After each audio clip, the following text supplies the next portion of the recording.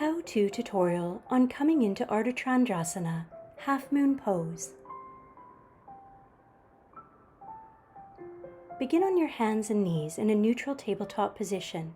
Ensure your shoulders and your wrists are in one line and your hips and your knees are stacked.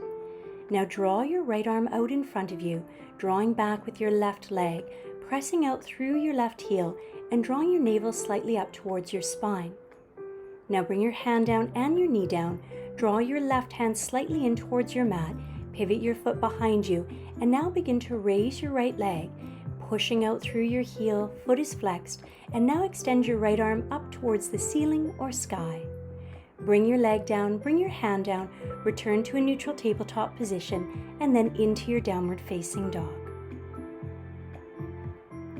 Now from Tadasana, standing position, hands at your heart, Anjali Mudra. Draw your right knee up to the height of your hip. Begin to fold at your hip crease and again, push out through your heel. Now, bring your right hand to your hip. Allow your left hand to travel towards your mat, either touching the mat or keeping your fingers away from. Reach now your right arm up, bring your gaze slightly forward and past your mat, and on your next breath, return back to Tadasana. Namaste.